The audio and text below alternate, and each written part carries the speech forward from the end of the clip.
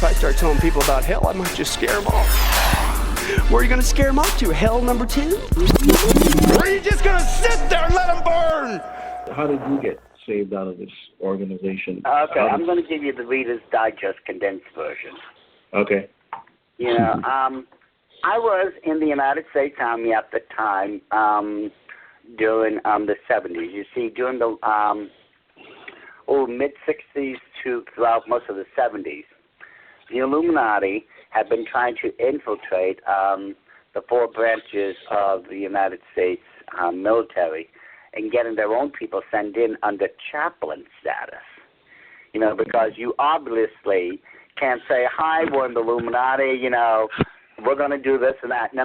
Try to get them in recruited under a religious status, okay? But back then, they weren't going to buy that for anything. So what the Illuminati decided to do, they were going to send in their people anyway. And they did. Hundreds and thousands of younger people in the Illuminati were sent in to infiltrate those 4 branches. And we had a 3-pronged attack. The first part, it didn't matter which base we went to. We were to set up a fully operative coven at every single base. Second part, recruit key members of that military branch into your coven, because whatever they had access to, you now had access to. And the third part was to guarantee that every single major occult religion would receive federal recognition and status. And for those of you who doubt that, let me check my memory. Look at the April 1978 edition of the Army Chaplain's Handbook on Religious Requirements, and you will find listed for the very first time major occult religions are listed in it. Witchcraft, Satanism, how they practice, what they practice, their high days, their holy days, their instruments, their burial rites, everything. Yeah. Why? Because unfortunately, me and the others who went in to do this from the Illuminati, we were too good at what we wanted to do. As I said, you don't have to take my word for it.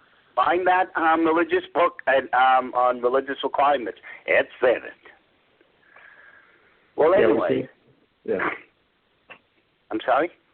No, I was going to say that we see the fruits of that now with openly practicing witchcraft in a lot of military circles. Yeah, there was so much trouble in the various branches because we made sure that these religions had received federal recognition and status. They could not be denied anymore. They get the same tax exemption as a Christian religion. You know? Wow.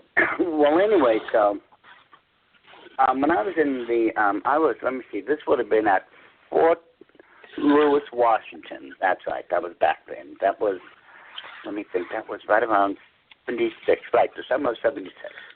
I was going down to the PX. I needed to pick up some supplies. You see, I was in the medical profession. And, I'm going to the PX. I'm minding my own business. And this colleague of mine, no one I really knew of, just, someone you ran into every now and then, in my medical profession. He walked up to me and struck up a conversation.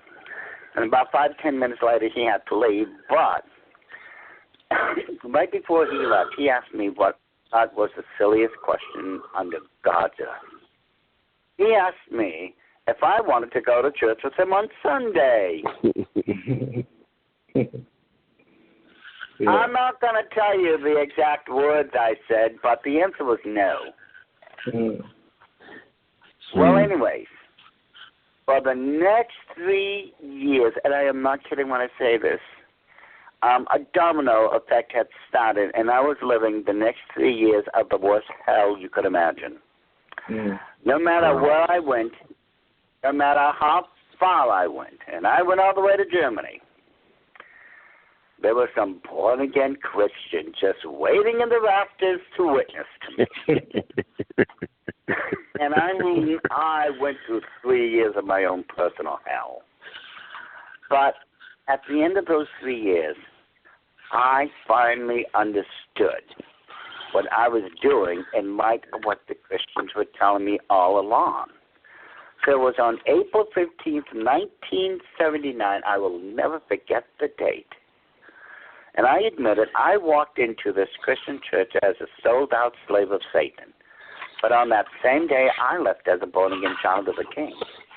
Amen. And I have been fighting against the Illuminati, all their plans, their creation for a new world order for almost 38 years now. No. Wow. Well, you know, the question is going to come up because there's all sorts of different stories about the Illuminati and, you know, how the organizations they run and all these other things, right? So the question is going to come up, why aren't you dead? Because God's bigger than them. Good answer. You know, think about this for a second. Let's say right now the split second of time you and I are living in is point A. Mm-hmm. And somewhere down the road is point B, where I'm going to die either a natural death, a supernatural death, or maybe I'll be raptured.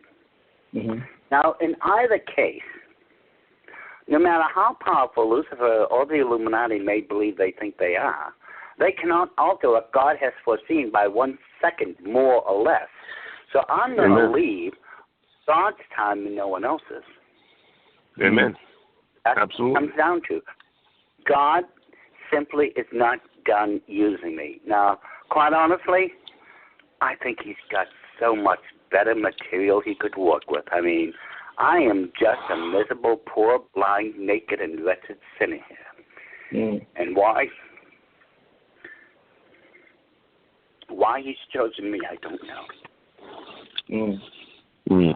But for as long as I'm alive, Amen. I'm gonna serve the Most High Living God. Amen. Amen. Amen.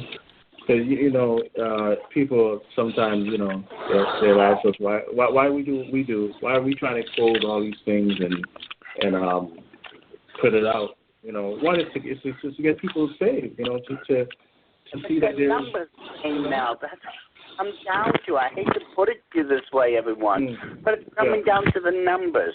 For the last 5 years, haven't we all been sensing that there's something in the air? There's something coming, but we can't quite put our fingers on it? Absolutely. Whatever it is, it's something big. It's going to change everything. Right. I think it's the rapture. I can't swear to it, and I'm not going to date set. Let other people do that. Let them answer to God for that one. I've got enough sins of my own. But there's something happening. I think it's going to be the rapture. Now, if that's the case, we've got very little time left. Amen. Now, let's be reasonable. Either we're going to win the numbers to God, or Satan's going to take them to hell. Sure. Absolutely. That's what it comes down to. I hate to put it that way, but it's numbers now. We either win them or we lose them. Correct. And God forgive all those Laodicean Christians who don't care enough to get off their blessed assurances and do something about it. If you like our videos, don't forget to hit the subscribe button and the notification bell to get all our frequent updates.